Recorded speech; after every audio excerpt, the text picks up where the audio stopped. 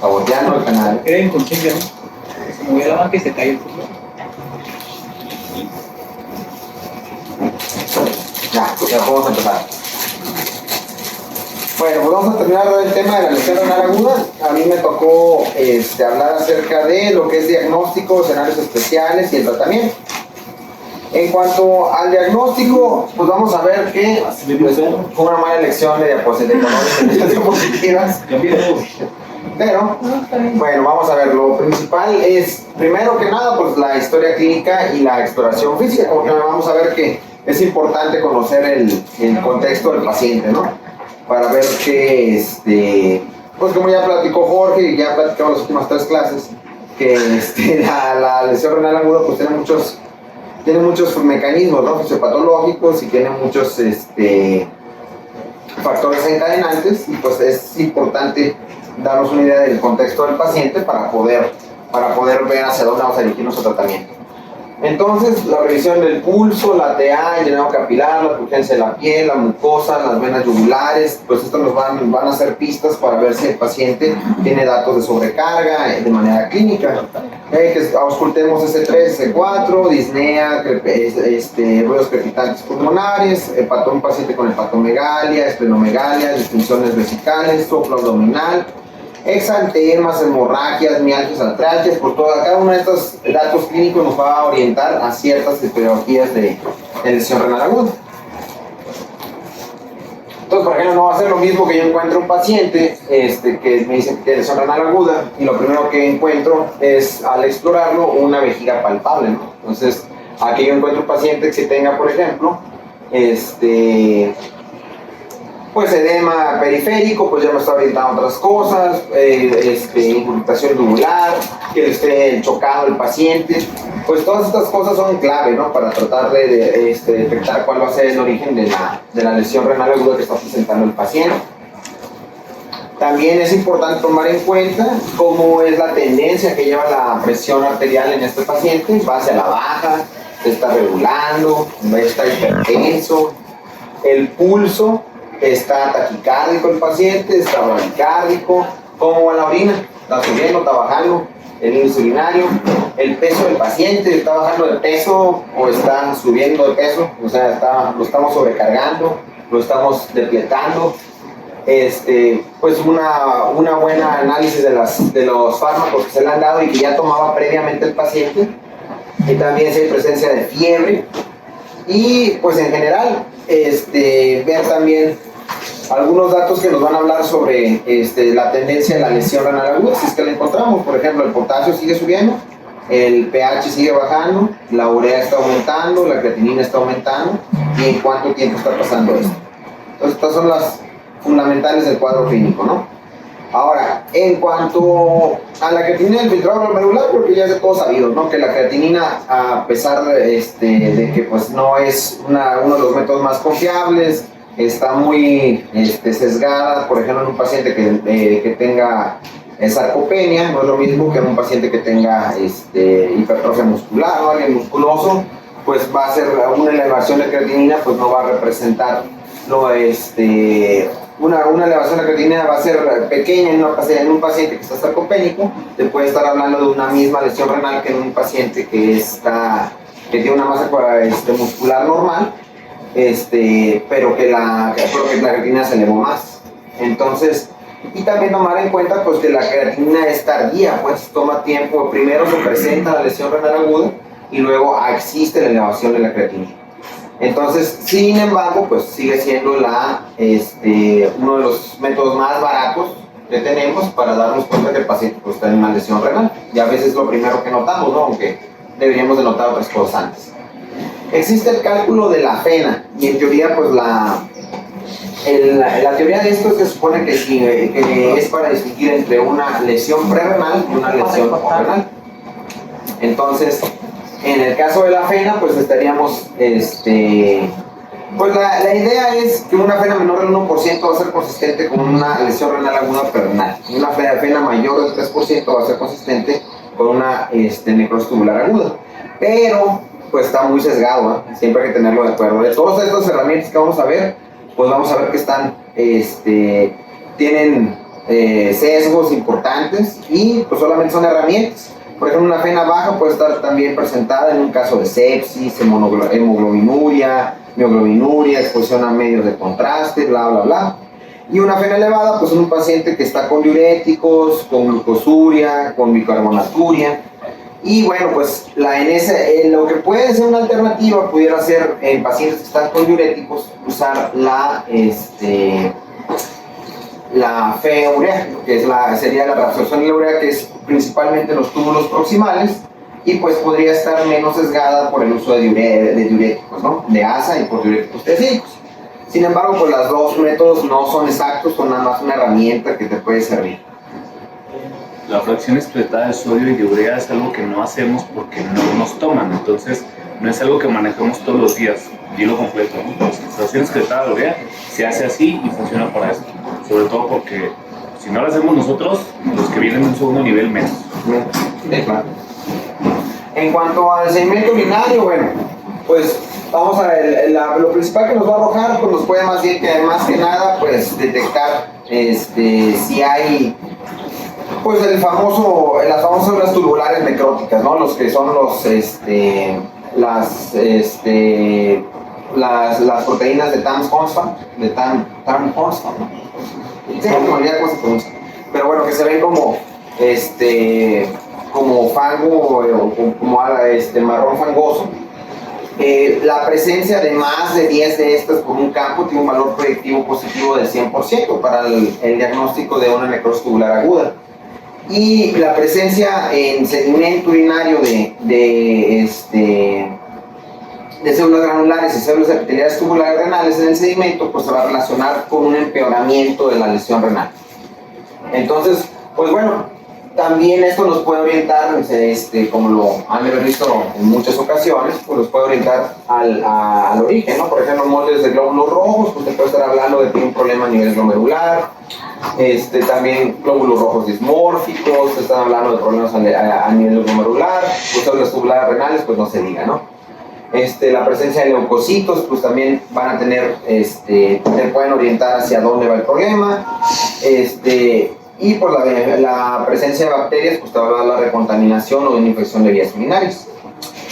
Ahora voy a hablar algo de POCUS en la lesión renal aguda. Bueno, el POCUS es una herramienta que tenemos a la mano, por lo menos aquí, y en algunos lugares de segundo nivel, cada vez está un poquito más a la mano de nosotros. Y bueno, pues una de las cosas que podemos darnos cuenta con el POCUS, lo primero que podemos ver es el tamaño del riñón. Un tamaño del riñón más o menos de 10 a 12 centímetros, estás hablando de un tamaño normal. En teoría, ningún paciente menor de 60 años que tenga los riñones, sanos tendría que tener una longitud renal menor de 9 centímetros. Entonces, más o menos como regla, pues, porque estos son los valores más o menos normales. Y la otra cosa importante, pues, es la relación, ¿no? El grosor cortical. El grosor cortical va a ser de aproximadamente 0.7 a 1.1 centímetros. Y el que se encuentra aquí está representado por la flechita amarilla. Y pues lo vas a tomar de donde termina el riñón a donde empieza la pirámide medular. Pues es difícil, ¿verdad? Tienes que tener práctica para hacerlo, tienes que estar tienes que tener una buena ventana para poderlo ver. Pero pues te va a más o menos orientar si es una lesión renal aguda o si es una lesión renal más crónica, que también puede estar agudizada. Por lo regular, si tienes un riñón grande y un grosor cortical conservado, es más probable que se trate de una lesión renal aguda. Ahora, el otro dato que encontré que se me hizo interesante fue la ecogenicidad cortical. ¿Qué es eso? Pues es que comparas básicamente qué tan brillante se ve la corteza renal en comparación del lado derecho con el hígado y en el lado izquierdo con el vaso. Entonces, entre más brillante la corteza, nos va a hablar de ciertas patologías o nos va a orientar hacia ellas. Tiene una buena sensibilidad, aunque una mala especificidad. Entonces, por ejemplo, una ecogenicidad cortical aumentada, pues te está hablando más de procesos como glomerulosclerosis, fibrosis intersticial y enfermedad renal crónica, aunque no es sinónimo de la misma, pues, o sea, el que tú tengas aumentada la ecogenicidad te habla más bien de una enfermedad renal parenquimatosa, que podría ser enfermedad renal crónica, pero no necesariamente. Y que esté disminuida, pues te puede hablar de una necrosis cortical, y si está disminuida en secciones, pues te puede estar hablando de una pielonefritis. ¿Y alguien sabe qué es esto?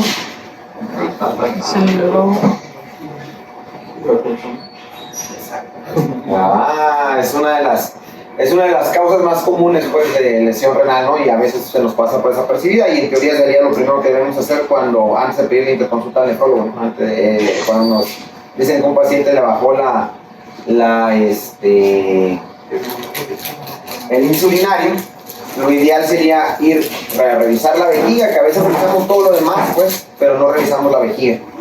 Entonces, aquí estamos viendo que ahí está el catéter Foley, pero la vejiga está llena de agua. Y así debería de verse, pues, si realmente esa zona Foley no estuviera tapada, deberíamos de poder, deberíamos de no ver esa vejiga distendida. Aquí.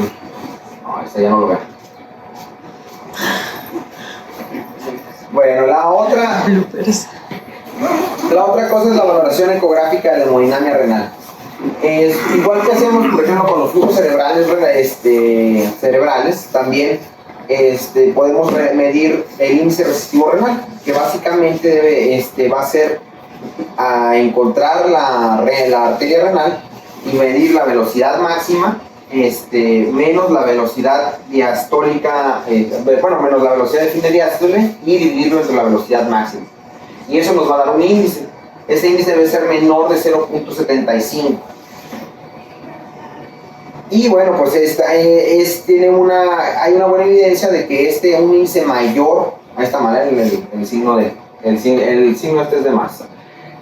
Un índice resistivo renal mayor a 0.75 es un buen indicador de riesgo de que el paciente presente lesión renal aguda, y no se ve alterado aunque el paciente esté durante ese momento bajo tratamiento con diuréticos o en terapia de reemplazo renal. Entonces, pues es una buena herramienta.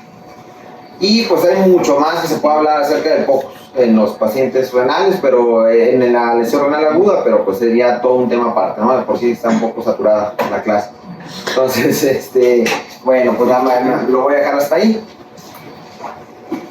Bueno, aquí también en este cuadro me gustó porque en el algoritmo vemos pues qué cosas que veamos en el segmento urinario pues nos pueden más o menos orientar. Ya lo habíamos mencionado antes, el que veamos estos casts,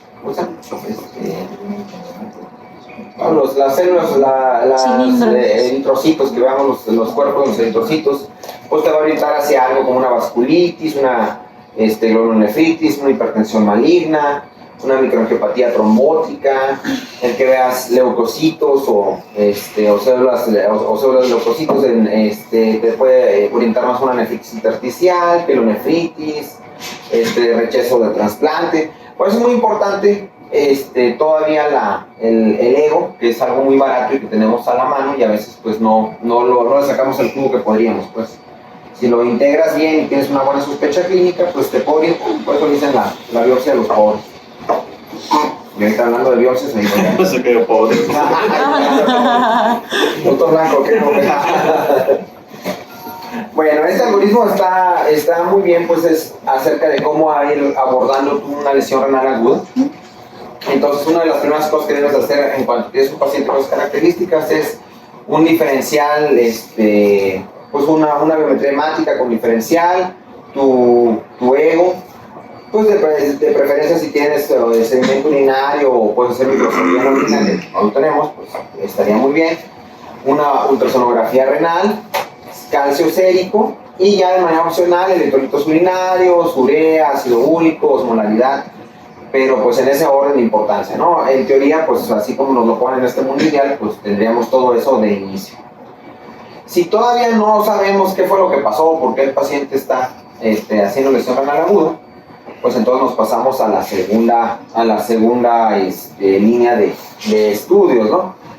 Dependiendo del contexto, como siempre, pues ellos te recomiendan que dependiendo del contexto clínico de tu paciente. Entonces, pues ya tienes tus otras etiologías que van a ser, como ya lo han mencionado, muchísimo más raras, pero de todas maneras pues lo podemos encontrar, que sería una glomernefritis, una vasculitis, nefritis intersticial, un síndrome compartimental abdominal, una TTP, una rhabdomiolisis, mieloma, sepsis o un síndrome cardiorrenal. Y en base a cada una de tus sospechas vas a pedir una batería de laboratorios para tratar de confirmarlas o descartarlas. Y hasta ahí pues parece que más o menos no hay mucho más que hacer. Sin embargo, este artículo me pareció interesante. Habla acerca de, fue en un solo centro, fue en un periodo de 12 meses, pero habla acerca de un excesivo gasto en lo que es pruebas diagnósticas para pacientes con lesión renal aguda. Tal vez causado porque, pues, una y otra vez ha comprobado que la lesión renal aguda es un factor de mortalidad independiente. Entonces, tal vez motivados por eso, pues los médicos han, o por lo menos en este centro, pero pues parece ser una tendencia, abusan hasta cierto punto de los estudios de laboratorio que tienen disponibles. No necesariamente porque esté mal, pues, pero pues sí, a veces, ahorita como vamos a ver más adelante, bien, la mayoría de estos pacientes fueron se quedaron en una lesión renal aguda el 71%. En lesión renal aguda tipo 2, un AKIN 2, un 17%. Y solamente un 12% llegó a un AKIN 3. Se les hicieron, aquí está toda la división de laboratorios. Se le hizo laboratorios en orina, laboratorios en plasma y estudios radiológicos e incluso patológicos. Dependiendo del cuadrito blanco, pues son los pacientes que estaban en el estadio 1, los pacientes que estaban en el estadio 2, los pacientes que estaban en el estadio 3 son la barra negra. Entonces, pues pueden ver que, pues obviamente a todos los pacientes que estaban en el estadio 5 fueron los que más se les hizo estudios de laboratorio. Y incluso la biopsia renal se hizo principalmente en este tipo de pacientes. Sin embargo, a todos los pacientes que hicieron lesión renal aguda se les hizo varios estudios, pero no se vio reflejado en el manejo, pues. La mayoría de ellos, como ya sabemos, pues tenían la etiología más común y pues quedaría pendiente ver si realmente ameritaban esos estudios.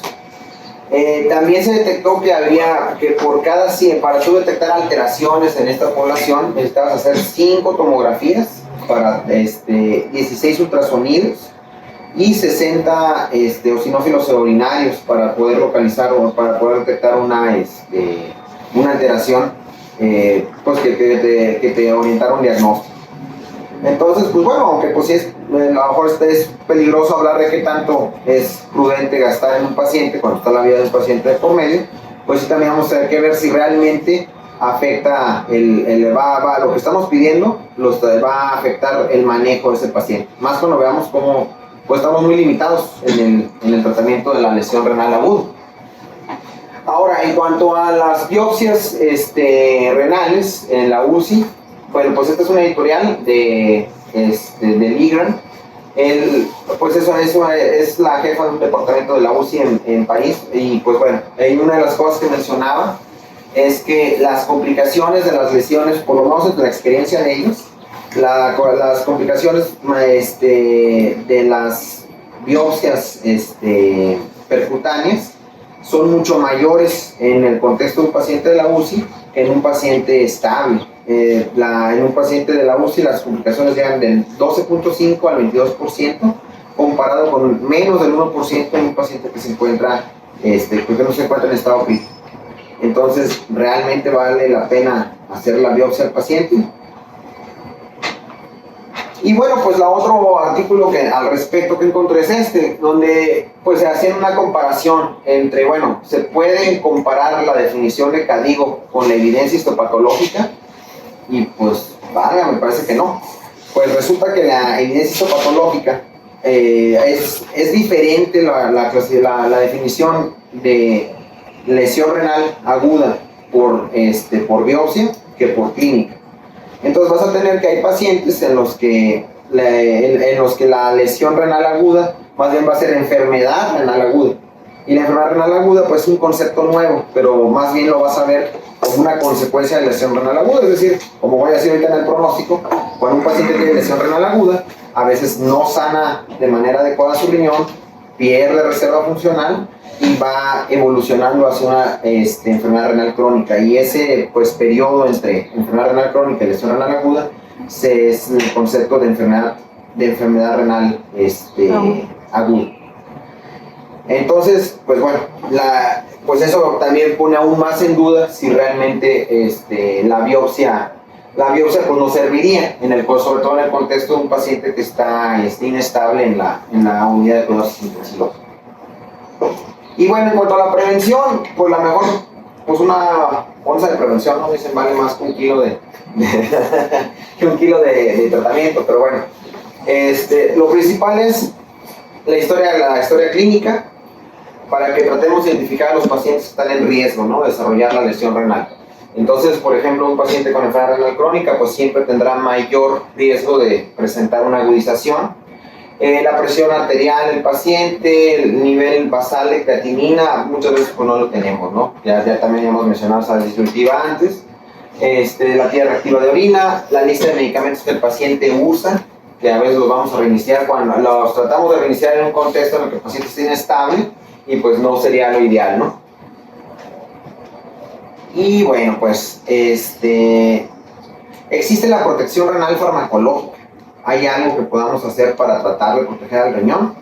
Pues eso lleva como 30 años buscando la manera de encontrar eso, y hasta el momento han intentado con la dopamina, con la fenoldopan, antagonistas de receptores de adenosina, antagonistas de receptores de endotelina, antioxidantes, moduladores de citoquinas, bloqueadores de calcio, y todos funcionan maravillosamente con ratones, pero más del 80% de estas terapias potenciales funcionan en modelos animales, pero no funcionan ni han funcionado hasta el momento ya en estudios con humanos.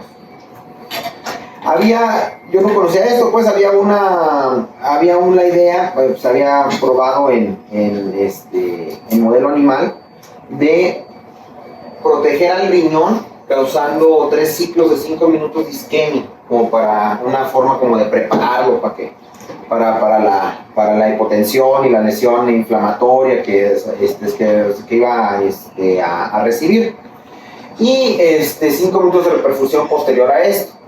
Pues en este estudio del 2015 pues se vio que lamentablemente no tenía efecto.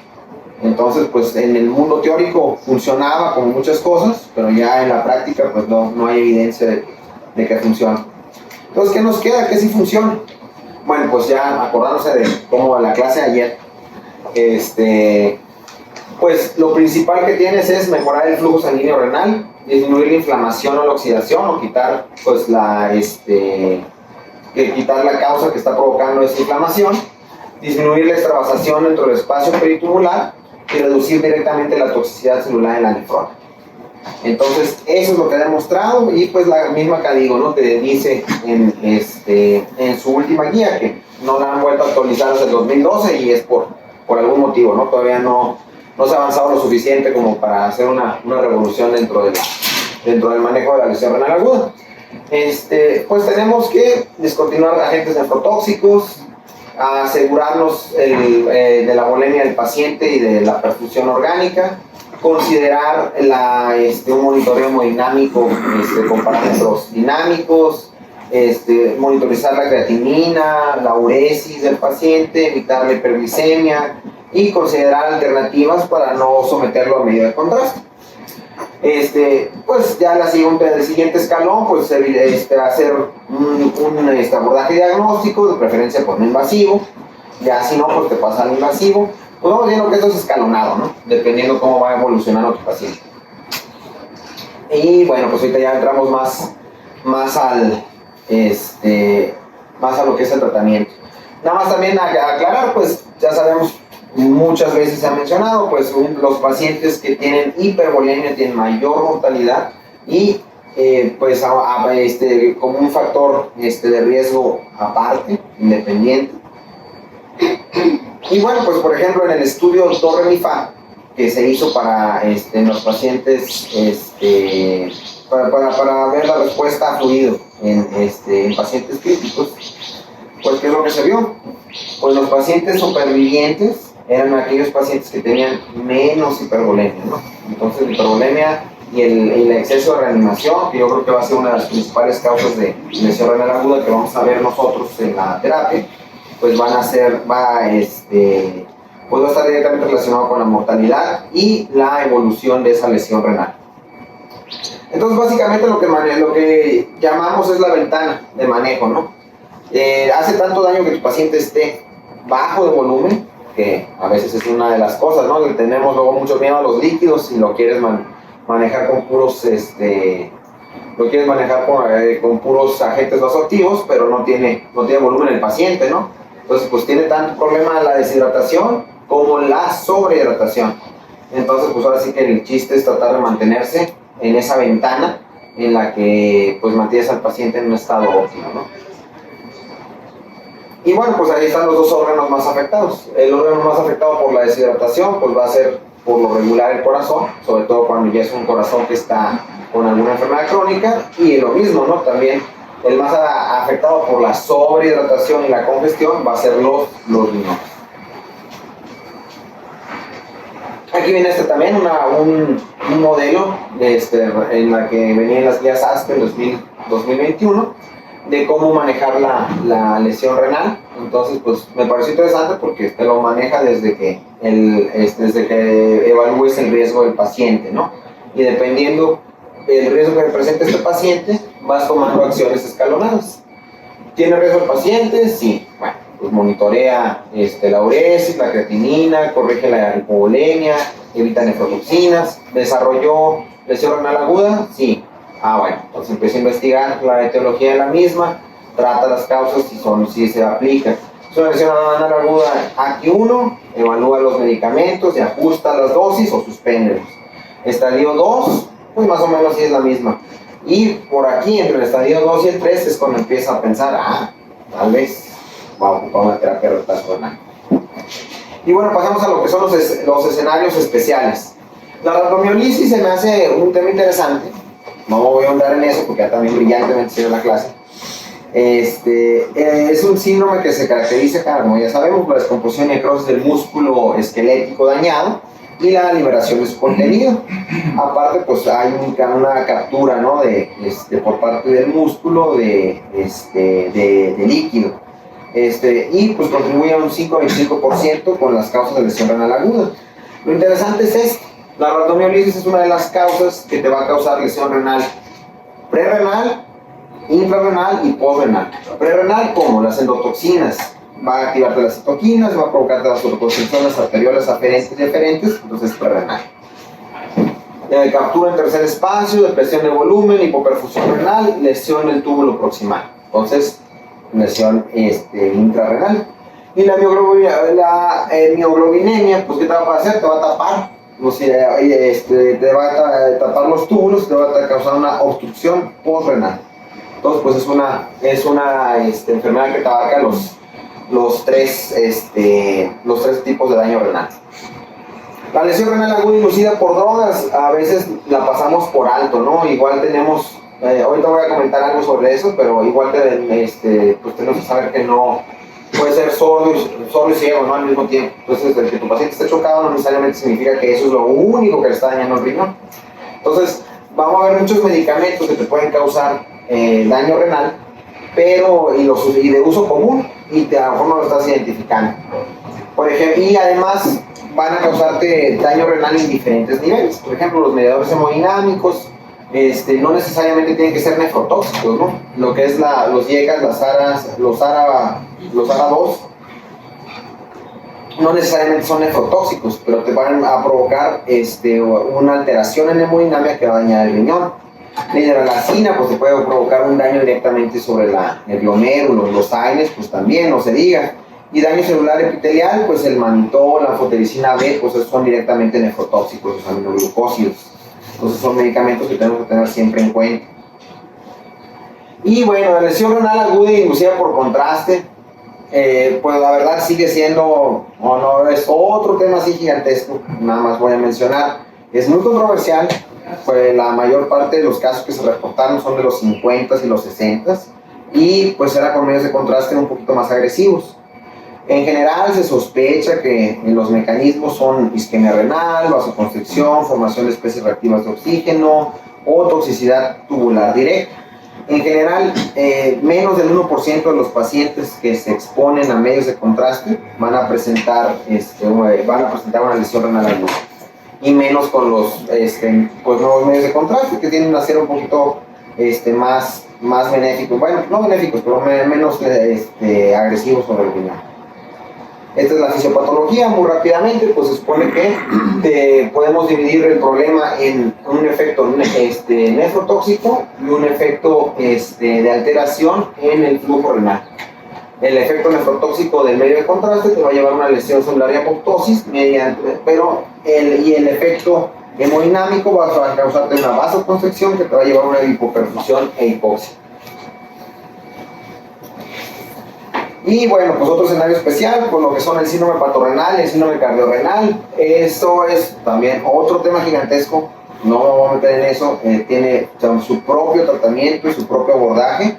Nada más mencionar que son, por lo regular, sobre todo el síndrome patorrenal, pues para los que también vean pacientes en primer nivel, urgencias, todo eso, pues es algo de descarte, pues. O sea, tú tienes que descartar, incluso aunque pues a lo mejor a veces nos gusta mucho, ¿no? Porque, paciente cirrótico con lesión renal aguda, es un hepatorrenal. Espérate, puede estar haciendo sepsis, puede estar deshidratado, muchas otras causas son mucho más comunes que el síndrome patorrenal. Entonces, es de descarte, al final, ya que ya descartaste todo y sospechas un síndrome patorrenal, aún así tienes que dividirlo en sus dos tipos, ¿no? Lesión renal aguda y lesión renal crónica.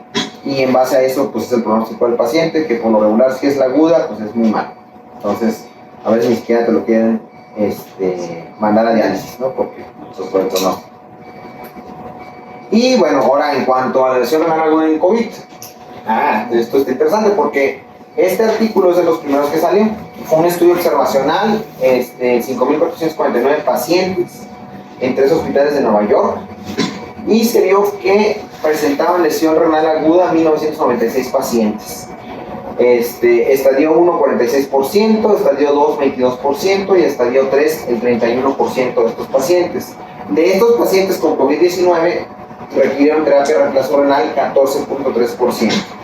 Y presentaban hematuria y proteinuria, los pacientes con lesión renal aguda en un 46 y un 42%. Fueron los primeros artículos y empezaron a decir, ¿podría ser que el COVID causara daño directamente sobre el riñón y que esta lesión renal aguda no fuera solamente por la sepsis o por la falla orgánica múltiple? Entonces, y bueno, pues cuando ellos hacen el estudio, pues se dan cuenta que los pacientes que más presentaban lesión renal aguda, obviamente, eran los pacientes que te requerían ventilación mecánica, ¿no? Los que presentaban un COVID grave. Y estos pacientes también tenían mayor riesgo de presentar una lesión renal aguda que requiriera terapia de reemplazo renal. Entonces, miren, también en esta tablita, bueno, podemos comparar que pues bueno, también la lesión renal aguda cuando se presentaba en estos pacientes, pues obviamente empeoraba su pronóstico, ¿no? Empeoraba su pronóstico y pues se relacionaba bastante con una muerte dentro del mismo hospital. Entonces, pues que también hacen este estudio donde se ve el involucro renal y el pronóstico con pacientes con COVID-19 y se llega a la conclusión que si los pacientes con COVID-19 presentaban proteinuria y hematuria, pues era muy probable que el riñón estuviera involucrado y eso se relacionara con mayor mortalidad. Y bueno, ¿qué empieza a orientar a que el COVID-19 ataca directamente al riñón?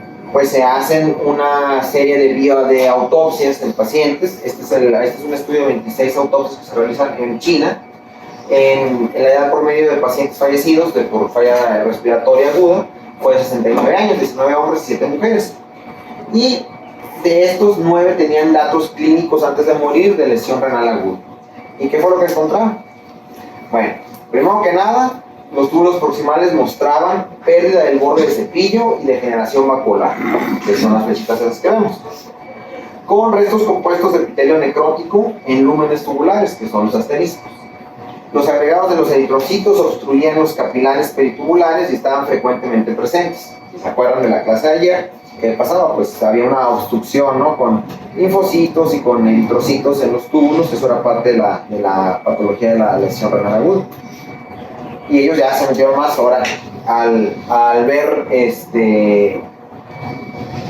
en una microscopía, pues lo que me encuentro son partículas similares al coronavirus, que son las puntas de flecha rojas, con picos distintivos, que son las puntas de flecha verde, que se presentaban en el citoplasma del epitelio tubular proximal y distal, en las células tubulares.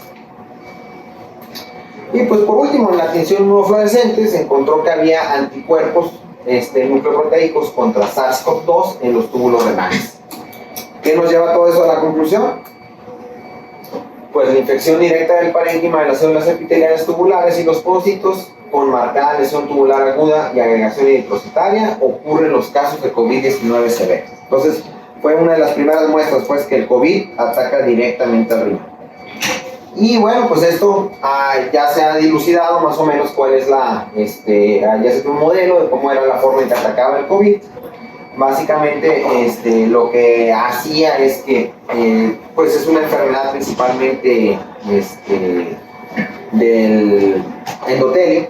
Entonces no solamente se va a ver en los riñones, se va a ver pues, en todas las partes donde llega la circulación. Y en el riñón tiene varias formas de llevar a la lesión renal.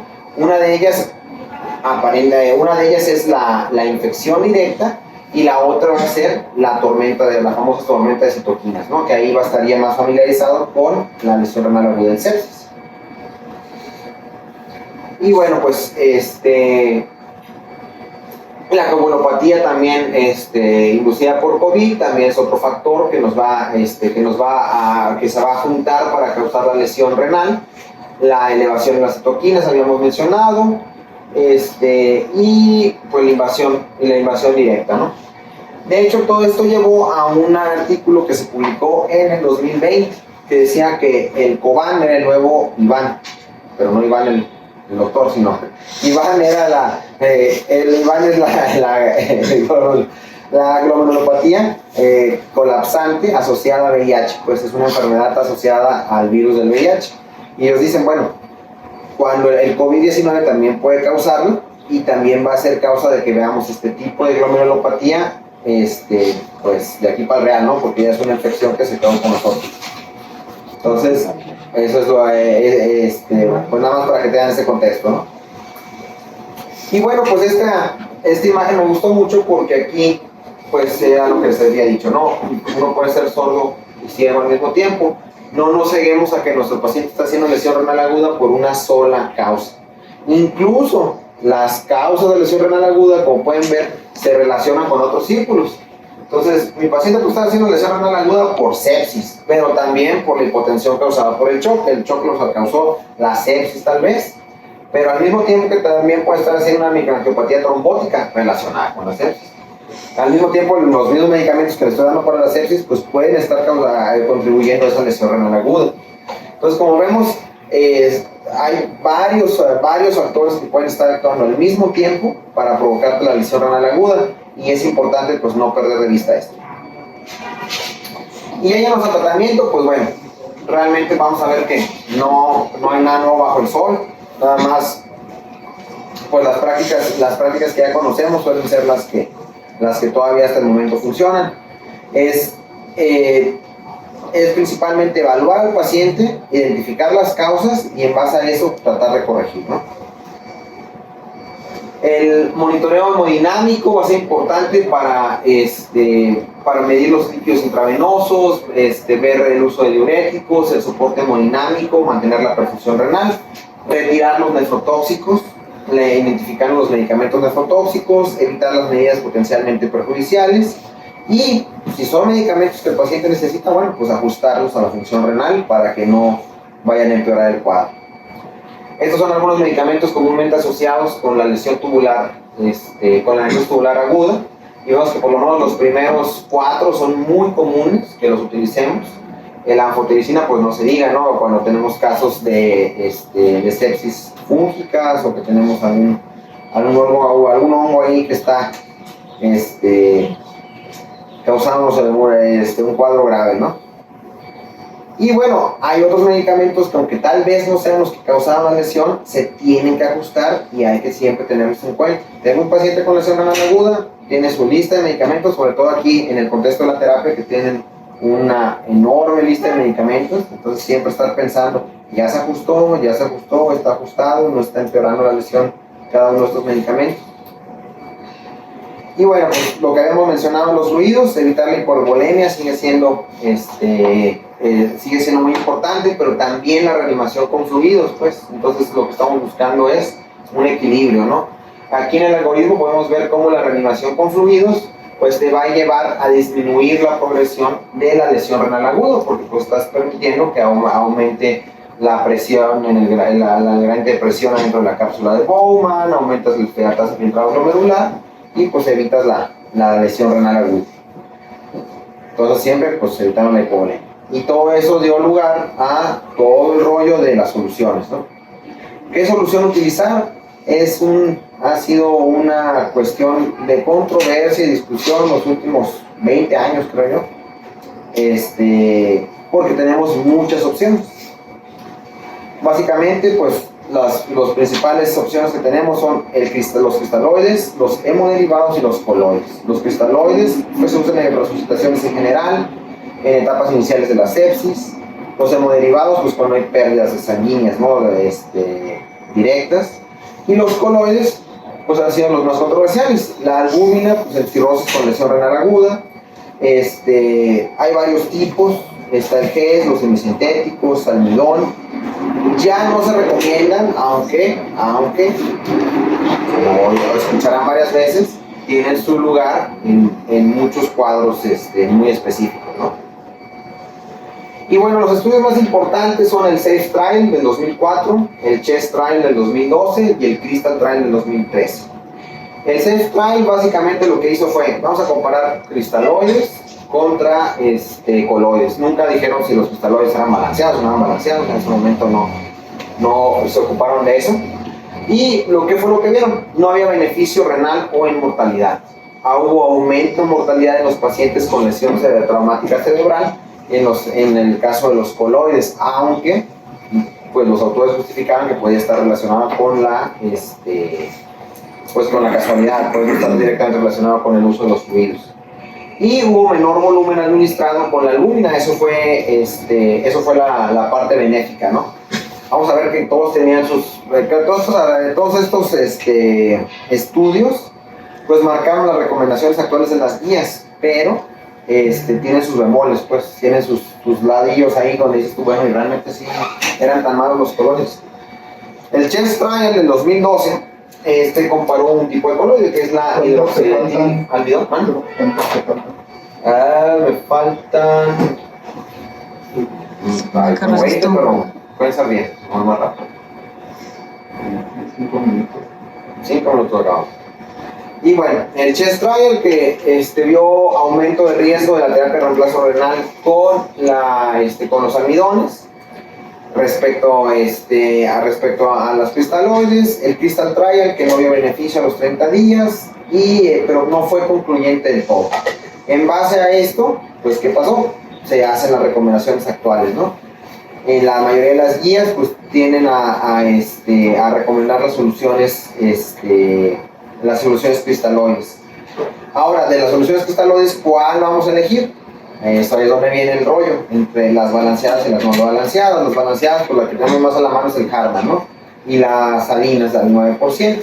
Sale el Split Trial 2015 y no encuentra diferencia en mortalidad o en terapia de reemplazo renal.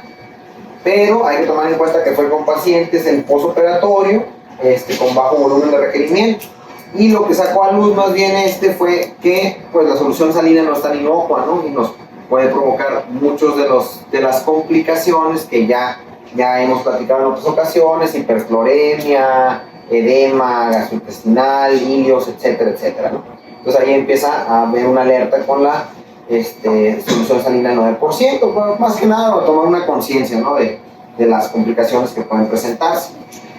Luego vienen los estudios Altra del 2018 y el SMART del 2018, que básicamente pues le dan mayor beneficio a la solución balanceada. Sobre todo en menor requerimiento de terapia de reemplazo renal. Pero hay que recordar nada más que pues no son recetas de cocina. Hay artículos que refieren que pacientes con pérdidas gastrointestinales se pueden beneficiar más de las soluciones, de la solución salina. Entonces pues todavía hay controversia al respecto. Y ya yendo más rápido, lo que es el control de la presión arterial, pues va a ser muy importante para lograr mantener la perfusión del riñón. Y pues en estos casos pues se ha visto que la norepinefrina ha sido la que más evidencia ha dado para el manejo del choque en la lesión renal aguda. Y pues se ha visto que los que más se benefician son pacientes hipertensos previos de buscar metas de PAN más elevadas. Los diuréticos, pues lo principal, lo que ya todos saben, no son tratamiento de la sepsis. Si los túbulos están tapados, pues no van a llegar a su lugar de acción, entonces pues están muy limitados. Principalmente te van a servir como predictores para evaluación funcional y dinámica de la función tubular. Y ahí es donde entra el test de estrés con furosemida. El estrés con furosemida, creo que ya todos lo conocemos, es 1 miligramo por kilogramo si el paciente nunca usaba furosemida. Si ya la utilizaba previamente, 1.5 miligramos por kilogramo, y te debe de dar más de 200 mililitros a las 2 horas. Si te da menos de eso, pues te está hablando de que el paciente corre riesgo de presentar una progresión a un estadio 3. Una sensibilidad de 87% y especificidad de 84%, ¿no? No se recomienda en ninguna guía su uso rutinario y solamente está indicado en caso de que el paciente tiene hipervolemia, ¿vale? La nutrición y control glicémico, pues también eso ya lo habíamos hablado anteriormente, pues debes de controlar muy bien la glucosa en tus pacientes, manejarte bajo los índices para el paciente crítico. Y por la terapia de reemplazo renal no voy a ahondar en eso porque ya es un tema aparte que van a dar el lunes. Nada más mencionar, estos son los datos para poder pensar en iniciar una terapia de reemplazo renal en el paciente. Ha habido varios estudios que nos han demostrado que empezarla antes pues no condiciona beneficio, pero de todas maneras aún está eso peleándose en los artículos, ¿no? Los más famosos son en la Kiki y en la Kiki 2. Y pues, bueno, nada más. En cuanto a eso, ya iba a hablarlo del pronóstico, pero no me voy más rápido. Pues básicamente hay que tomar en cuenta que muchas veces el que recuperes la tasa de filtrado glomerular no significa que recuperes tu reserva. Entonces, esos pacientes que tuvieron una lesión renal aguda siempre hay que monitorizarlos porque muy bien podrían quedar con una tasa de filtrado glomerular basal, pero sin reserva. Y hay que, de preferencia, antes de darlos de alta, darles toda una serie de consejos, de orientación, de fármacos a evitar, porque son pacientes que así que, como decían las abuelitas, ya quedaron picados, ¿no? Ya no van a ya otra lesión renal aguda. Vamos a ver aquí, otro insulto de ese riñón. Ya no tienen que ser de la misma cantidad ni del mismo tiempo para provocar una nueva pérdida de la lesión renal, de la función renal, y terminar pues en una enfermedad renal crónica, ¿no? Esta es la evolución natural de la lesión renal aguda a 3 meses. Lo ideal, lo que todos queremos, pues es que así está una horqueta, ¿no? Queremos que se vaya para arriba y ese riñón sane, recupere su función y recupere su reserva, y no que pues muera o tenga una recuperación parcial aparentemente, pero en realidad ese riñón está en un camino hacia la fibrosis y hacia la enfermedad renal crónica. Y pues las conclusiones nada más son estas, lo mismo que ya todo lo que se trató en las últimas clases. Y gracias.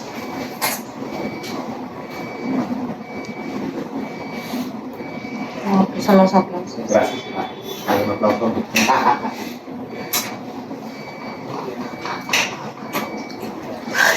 Ganado eso como tal. Dijiste corregir antibióticos en lesión renal aguda.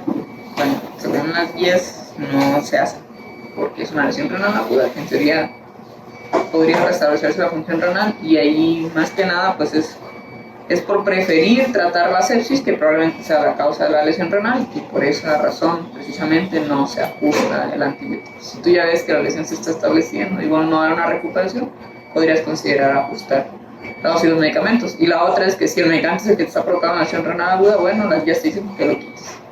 Como que no nada de ajustarse o algo, solo quitar el fármaco que está provocando la lesión renal. Eso, nada más.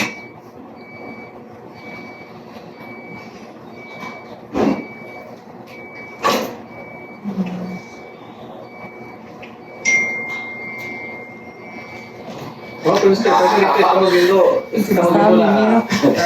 Estamos viendo que el diagnóstico como tal pues, es en sí, hablando sobre todo de una entidad nosológica o el síndrome como tal de lesión renal aguda, pues es verlo como tal, ¿no? Porque realmente eso tiene causa y una etiología muy diversa, y el tratamiento va a ser dirigido a la causa. Prácticamente el mejor diagnóstico va a ser mejor, el mejor tratamiento va a ser enfocado mejor al diagnóstico certero de qué es lo que está propiciando la lesión renal aguda para que hagan la corrección pertinente, aunque de gran parte de los algoritmos te digan, no, pues ¿sabes qué? Pues asegura la volemia, la perfusión, evita nefrotóxicos y bla, bla, bla, como los 4 pilares de ver qué es lo que nos esté mermando la función. Pero muchas veces, como dice la doctora Paola, ¿qué tal si la sepsis que te está matando al paciente y te está viendo la lesión renal aguda, le está funcionando el antibiótico y tú limitándolo, ¿no? O sea, teniendo ya certeza de que es la sepsis o la afectación y no el antibiótico como tal, pues le da duro a la sepsis, no a lo mejor quitando o restándole fuerza al antibiótico, mejor hasta que las guías como comentamos en la clase de ayer,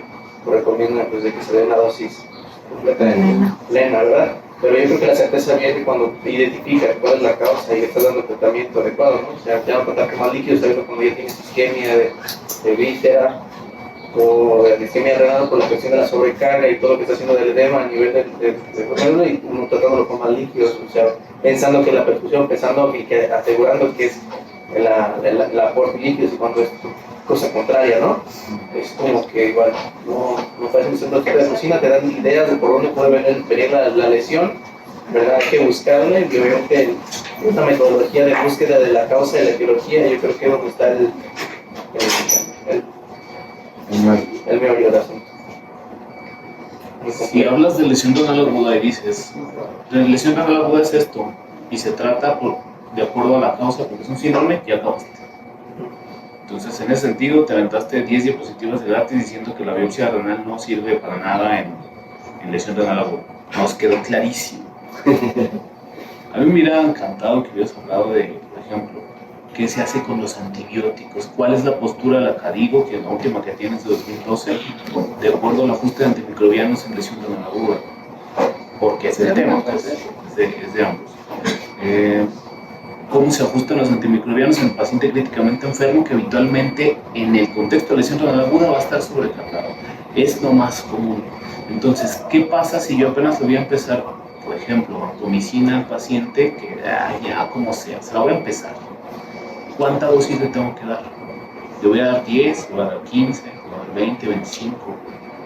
¿Qué es lo que voy a hacer con los antimicrobianos? ¿Cómo van a ser las infusiones? ¿Qué situaciones especiales voy a tomar en cuenta? Porque rhabdomiolisis pues ya lo dijeron, ¿no? Entonces, ya lo dijeron, déjalo, vuelvo a decir que ya lo dijeron. O sea, todo lo que ya se dijo, ya se mencionó, pues igual y ya pasó, pues, esto lo vamos a ver, pues lo vamos a ver. Pero lo tuyo era un tema de los más apasionantes, de los más importantes, que además es lo que vamos a estar viendo muy frecuentemente y escapa del punto de vista del nefrólogo, que casi se va a enfocar por riñón, y nosotros tenemos la capacidad de ver el corazón y el riñón, tenemos la capacidad de ver sepsis y riñón, de ver rhabdomiolisis y riñón, y de ver un montón de cosas que van a estar interactuando en ese paciente. Por ejemplo, el paciente neurocrítico con lesión renal aguda, ¿no? ¿Qué le vas a hacer? Entonces, esas eran las situaciones especiales que tenías que mencionar, y eso era lo que te tenías que enfocar. Dijiste así, de pasadita, pues, del test de Furo. Maestro, ¿sabes cómo usarlo? ¿Para qué sirve? ¿Y cómo interpretarlo? que ya nos explicó el doctor. ¿Qué otra? Si lo usabas previamente puro, ¿cuánto lo usabas? Pues un litro por kilo. ¿mililitro? No, Aguante que no. Clarísimo. ¿Tienes la pantalla de la doctora? Sí. 1 miligramos, ¿no? Sí, ya lo usabas previamente. Pues deberíamos se lo habían usado, pero yo nunca no. Por eso, maestro, entonces no sabes cómo usarlo. Pues, entonces, esa fue la parte que nos faltó. ¿Sale? Si no sabe cómo usarlo él y no lo va a replicar en su unidad, ¿de qué nos sirvió la clase? ¿Nos lo prestas? Pero, Está en el otro libro. Sí.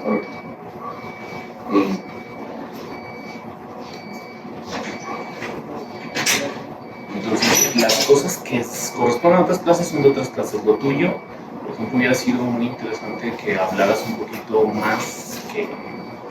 Ayer decíamos, perdón, porque estoy diciendo un poquito, ayer decíamos de que los biomarcadores te sirven o no te sirven. Bueno, en el contexto de cirugía cardíaca te sirven porque vas a tomar una acción en ese momento, vas a aumentar la presión de la bomba, vas a hacer cosas en ese momento. Aquí, pues no, porque ¿qué más vas a hacer? O sea, ya detectaste la lesión de una aguda, ¿y qué más vas a hacer? ¿Le vas a aumentar más los antibióticos? ¿Le vas a aumentar más la presión arterial con norepinefrina? ¿Qué vas a hacer? Por ejemplo, eso, el rango de tensión arterial media para el paciente con lesión renal aguda es igual para el paciente hipertenso que el no hipertenso. Es una presión estándar, debemos de mantener una presión de perfusión de 65 milímetros de mercurio para todos. ¿No? ¿Cuánto le debemos de llevar al paciente con lesión renal aguda?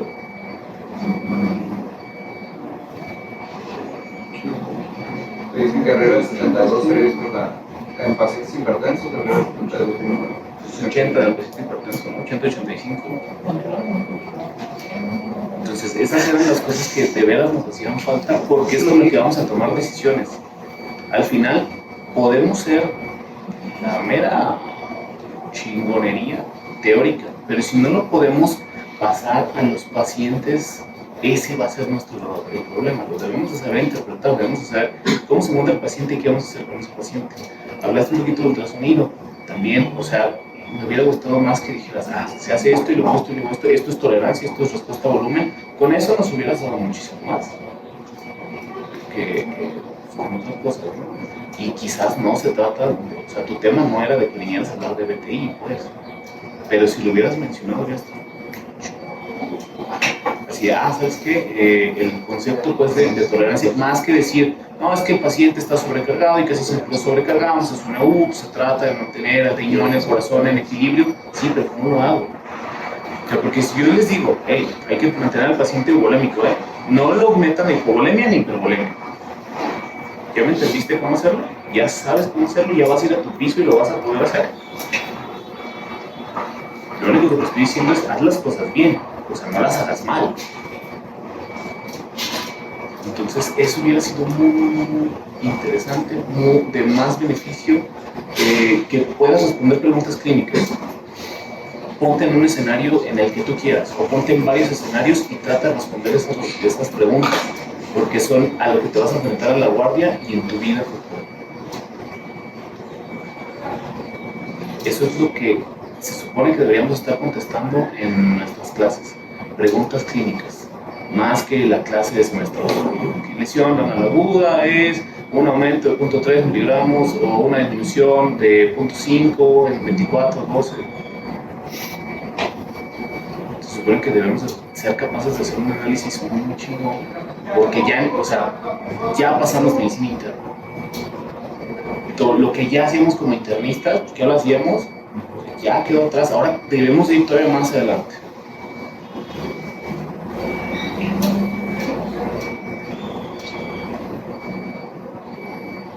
Aquí, por ejemplo, era padre que me dijeran, a ver, de ultrasonido pulmonar, que supone que ya lo debieron haber revisado en las guardias o lo debieron haber revisado por su cuenta, les mandé el libro. ¿Qué me pueden decir de tolerancia a volumen? Nada más con ultrasonido pulmonar, porque ya se los mandé. Flotantes. Las políticas que tienen esa y las B, ¿no? Tienen líneas B con ese protocolo de algoritmo, pues montar alguna publicarla. Ok, entonces tiene líneas B y ya no le meto más volumen.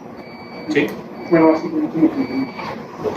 Si estamos hablando nada más de reanimación, porque también hay que poner en contexto de que el paciente pudiera tener una neumonía y que tenga líneas B, ¿no? O pueda tener un SDRA y que tenga líneas B. Bueno, pero puesto en contexto, tolerancia, líneas A, líneas B. Ok. Respuesta a volumen. ¿En el pulmonar o en la, A ver, en la cava? no, en la cava si tú quieres. Bueno, todavía nos estaba explicando que se había, no recuerdo bien los centímetros, pero que si no se extendía la cava, pues que ya, no, pensaba que ya pues estaba sobrecargado. Pues es que si te fijas, por ejemplo, hasta tú que ves un poquito más de pulmón, ¿habrá alguna cuestión que nos altere la cava, por ejemplo?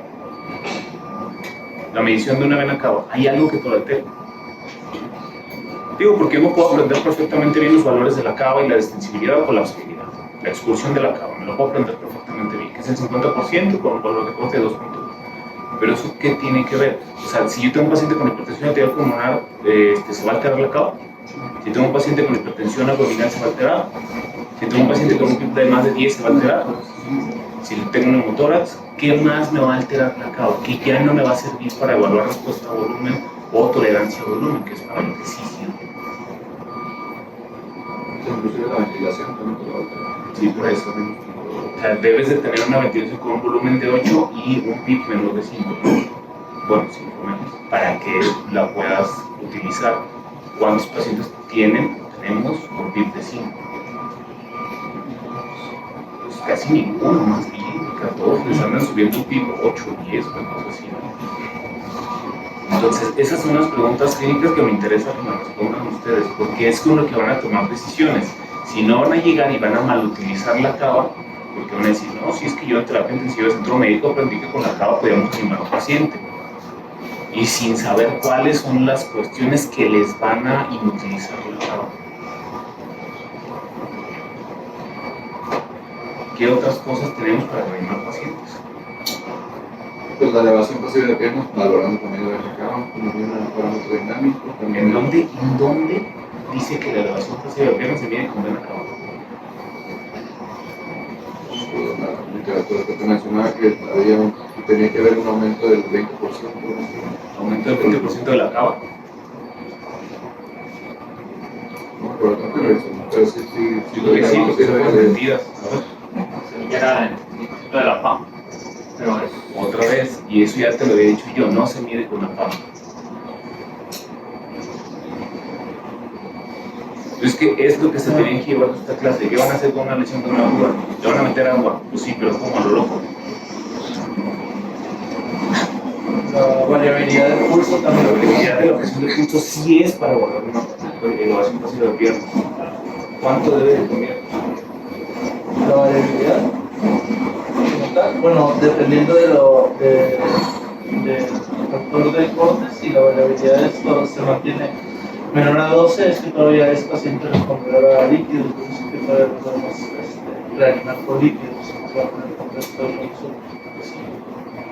Ahí sí podemos utilizar la elevación pasiva de piernas.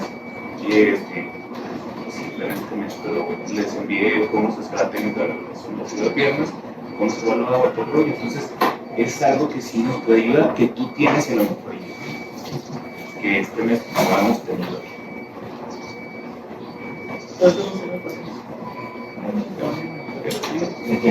Lo malo no es tanto como el aditamento, sí lo tenemos, pero no tenemos manera de medirlo. No podemos imprimirlo, no podemos reducir el... O lo que podemos hacer es hacerlo de manera perceptiva, pues. Configurar el monitor, hacer que se vea más continua la línea del pulso de la línea arterial y verla de manera perceptiva la variabilidad del pulso. Si es que cuando el paciente esté en contexto de duda, si se vería beneficiado o no beneficiado del líquido.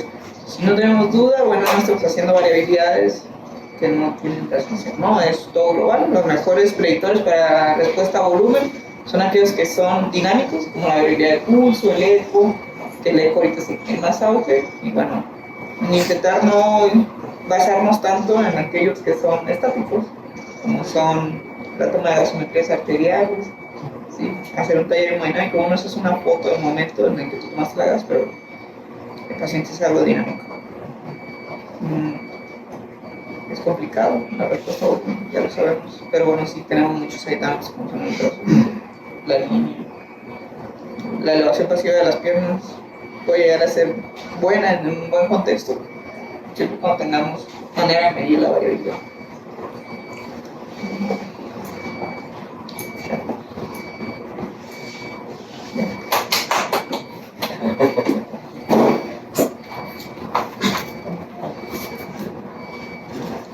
Ya normalmente los recipientes de trato.